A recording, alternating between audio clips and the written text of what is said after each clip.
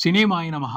నేను mister B. నా మాట సూటిగా ఉంటది. మ్యాటర్ క్లియర్‌గా ఉంటుంది. మీరు చూస్తున్నారు మిస్టర్ బి ఛానల్. ఈ వీడియోలో మనం మాట్లాడుకుందాం 'తేజ సజ్జా' నటించిన 'మిరాయ్' ఈ సినిమాకి సంబంధించిన రివ్యూ.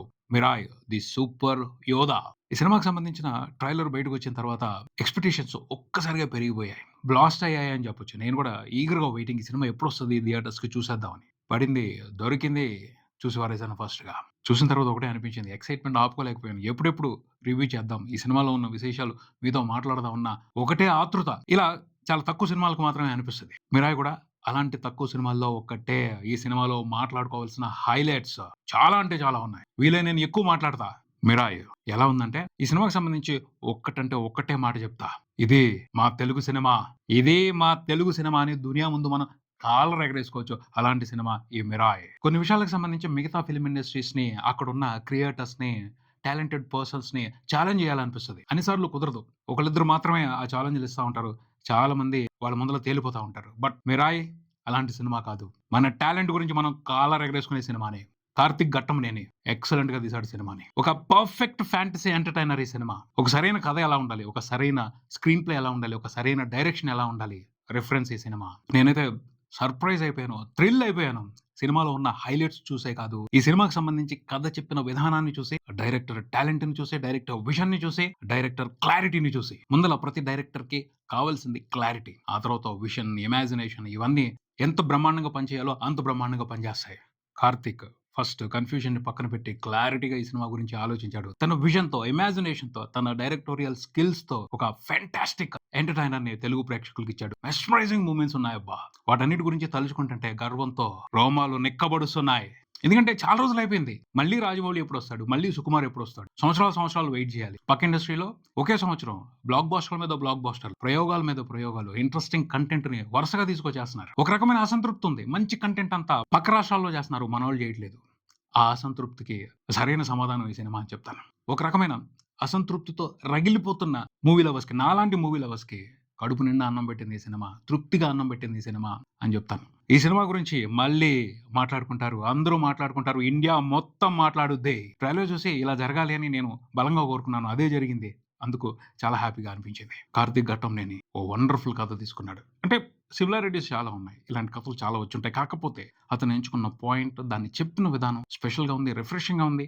మెస్మరైజింగ్ ఎంటర్‌టైన్‌మెంట్ ఇచ్చింది. ఒక రకంగా 'హనుమాన్‌లో' ఉన్నటువంటి పాయింటే. 'హనుమాన్‌లో' ఏ విధంగా సూపర్ హీరో క్వాలిటీస్ కోసం ఒక ఎలిమెంట్‌ని పెట్టి దాంతో గేమ్ ఆడి చివరికి విలన్‌కి బుద్ధి చెప్పారో అదే మాదిరి కథ. కాకపోతే ఇక్కడ కథ నడిచిన విధానం వేరు. ఇక్కడ క్రియేట్ అయిన మూవ్‌మెంట్స్ వేరు. ఇక్కడ చూపించిన ఎపిసోడ్స్ వేరు. సినిమా స్టార్ట్ అయిన తర్వాత ఒక ఇంట్రెస్టింగ్ బ్యాక్ డ్రాప్‌ని పరిచయం చేశారు. కథ ఎక్కడ మొదలవుద్ది అంటే భారతదేశ చరిత్రలో మొదలవుద్ది. ఆ పైన పురాణాలు, ఇతిహాసాలు వీటి రిఫరెన్స్‌లు తీసుకున్నారు. చాలా ఇంట్రెస్టింగ్‌గా కథలో ఇన్వాల్వ్ చేశారు. కాకపోతే ఫస్ట్ సినిమా మొదలవగానే నాకైతే భయమేసింది. చాలా పెద్ద బ్యాక్ డ్రాప్ తీసుకున్నాడు. మళ్ళీ కార్తీక్ కన్‌ఫ్యూజ్ అవుతాడేమో, కరెక్ట్‌గా చెప్తాడా లేదా కథ అని కొంచెం భయమేసింది. బట్ ఈసారి మాత్రం కార్తీక్ ఎవరికి ఎక్కడ అవకాశం ఇవ్వాలా, ఎంతవరకు చెప్పాలి అంతవరకే చెప్పాడు సినిమాని. ఎక్కడి వరకు చెప్పాలి అక్కడి వరకే చెప్పాడు కథని. ఏ విషయాలు ఎంతవరకు తీసుకోవాలి, ఏవి ముట్టుకోకూడదు, వేటిని వదిలేయాలి. ఈ విషయానికి సంబంధించి ఫుల్ క్లారిటీతో బ్యూటిఫుల్‌గా స్క్రీన్ ప్లే ప్రిపేర్ చేసుకొని ఎక్సలెంట్‌గా డైరెక్ట్ చేశాడు సినిమాని. తన టేకింగ్‌తో మెస్మరైజ్ చేసి పడేశాడు చాలా సందర్భాల్లో. సర్ప్రైజింగ్ ఎలిమెంట్స్ ఉన్నాయి. సర్ప్రైజింగ్ మూవ్‌మెంట్స్ ఉన్నాయి. వాటిని థ్రిల్ అవుతూ ఎంజాయ్ చేస్తాం.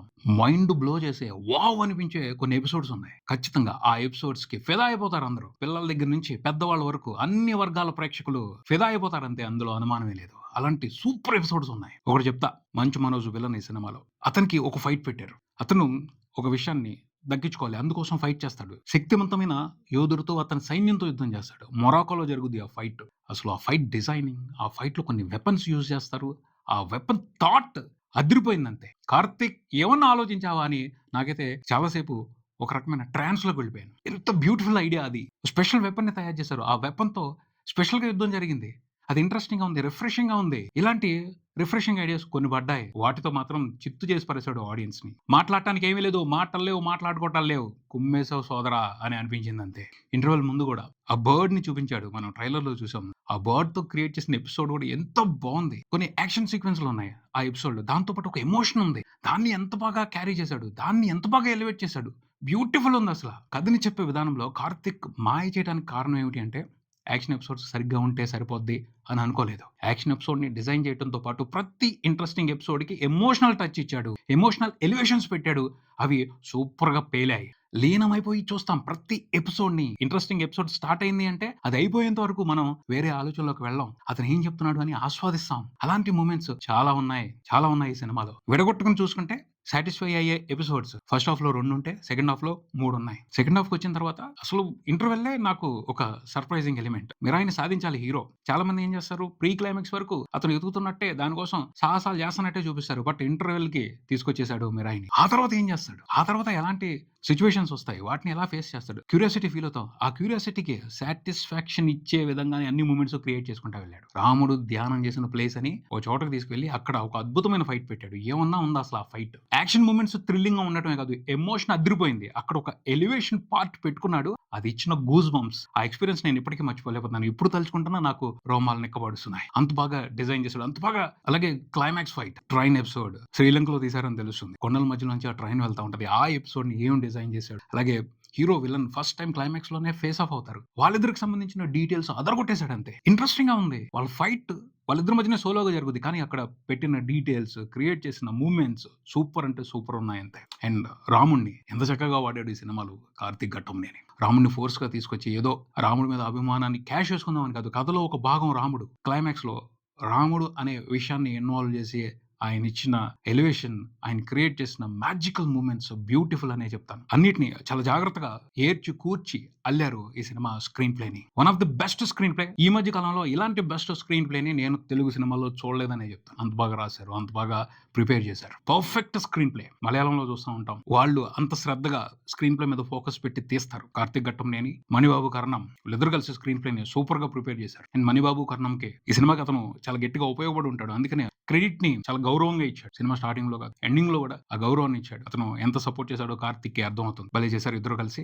వండర్ఫుల్ స్క్రీన్ ప్లే ప్రిపేర్ చేశారు. And visual effects Karthik Ghattamaneni అంటే మంచి కథ తయారైన తర్వాత దానికి ఏమి ఇవ్వాలి అవన్నీ ఇచ్చాడు. ఎంతవరకు ఇవ్వాలి అవన్నీ ఇచ్చాడు. పర్ఫెక్ట్ గా తీశాడు సినిమాని. డైరెక్టర్ గా ప్రతి డిపార్ట్మెంట్ ని ఉపయోగించుకుని ప్రతి డిపార్ట్మెంట్ నుంచి క్వాలిటీ అవుట్పుట్ తీసుకుని వండర్ఫుల్ ఎక్స్పీరియన్స్ ఇచ్చాడు ఆడియన్స్ కి మాత్రం. విజువల్ ఎఫెక్ట్స్ మాత్రం థ్రిల్ చేసి పారేస్తాయి. ఆ బర్డ్ యానిమేషన్ చూసాం. అవే కాకుండా అవసరమైన ప్రతి సందర్భంలోనూ విజువల్ ఎఫెక్ట్స్ తో మెస్మరైజ్ చేసి పారేశారు. సినిమా మొదలైన దగ్గర నుంచి ఇన్వాల్వ్ అవుతాం. ఎక్కడ కూడా డీవియేషన్ ఉండదు. 3 గంటల టైం ఎలా అయిపోయిందో అర్థం కాదు. అలా తీసుకెళ్లిపోయాడు. అంత స్మూత్ గా అంత ఇంట్రెస్టింగ్ గా కథని చెప్పారు. ఇది కథ చెప్పడం అంటే. డైరెక్టర్ క్లారిటీగా ఉంటే క్యారెక్టర్స్ పర్ఫెక్ట్ గా డిజైన్ అవుతాయి. దానికి తగ్గ ఆర్టిస్టులు వస్తారు. అందరూ కూడా ఆ పాత్రలకు ఏం కావాలో అవి చేస్తారు. ఈ సినిమాలో అందరూ ఆర్టిస్టులు కూడా వాళ్ళ పాత్రల పరిధి మీద ఎక్సలెంట్ గా పెర్ఫార్మ్ చేశారని చెప్పాలి. మంచు మనోజ్ విలన్ గా చాలా డిగ్నిఫైడ్ గా యాక్ట్ చేశాడు. ఆ విలనిజం నచ్చింది. మనం ఆ విలనిజాన్ని అప్రిషియేట్ చేస్తాం, ఎంజాయ్ చేస్తాం, గౌరవిస్తాం. కొంత 2.0 మూవీలో అక్షయ్ కుమార్ పాత్ర మాదిరి ఉంటది. బట్ మరి అంత మంచోడేం కాదు. అలాంటి రీజన్స్ కొన్ని ఉంటాయి. చేసే యాక్టివిటీస్ బ్యాడ్ గా ఉంటాయి. చెడు మీద మంచి యుద్ధం చేయాల్సి వస్తుంది. మంచు మనోజ్ కోసం కూడా కొన్ని మంచి యాక్షన్ ఎపిసోడ్స్ పెట్టారు. ఆ మొరాకో యాక్షన్ ఎపిసోడ్ అయితే టెర్రిఫిక్.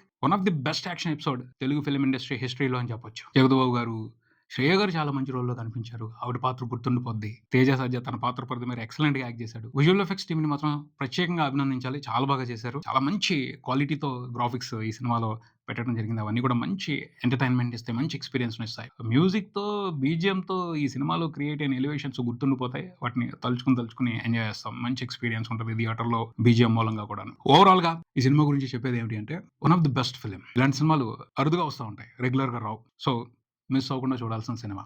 ఫ్రెండ్స్‌తో వెళ్ళండి, ఫ్యామిలీతో వెళ్ళండి, పిల్లల్ని తీసుకొని వెళ్ళండి. అందరూ చూడాల్సిన సినిమానే. పిల్లలైతే ఇంకా బాగా ఎంజాయ్ చేస్తారు. ఒక ఫ్యాంటసీ వరల్డ్‌లోకి వెళ్తారు. మెస్మరైజింగ్ ఎంటర్‌టైన్‌మెంట్‌ని ఎంజాయ్ చేస్తారు. పిల్లల్ని ఖచ్చితంగా తీసుకెళ్లాల్సిన సినిమా. ఫైనల్‌గా ఒకటి చెప్తాను. ఈ సినిమాలో ఎంటర్‌టైన్‌మెంట్ మనం ఖర్చు పెట్టేదానికి 10 టైమ్స్, 15 టైమ్స్ ఎక్కువ ఉంటది. అలాంటి సాటిస్ఫాక్షన్ ఉంటది. గ్యారంటీగా చెప్తున్నాను. Special refreshing, magical satisfaction fantasy ఎంటర్‌టైన్‌మెంట్‌ని ఎంజాయ్ చేస్తారు. ఇదే ఇక్కడికే మరో వీడియోతో మళ్ళీ కలుద్దాం. ఈ వీడియో మీకు నచ్చితే లైక్ చేయండి. మీ ఫ్రెండ్స్‌తో షేర్ చేసుకోండి. మీ అభిప్రాయాన్ని కామెంట్ చేయండి. ఈ ఛానెల్‌ని సబ్స్క్రైబ్ చేయండి. నేను mister B. Keep watching mister B channel. Thank you.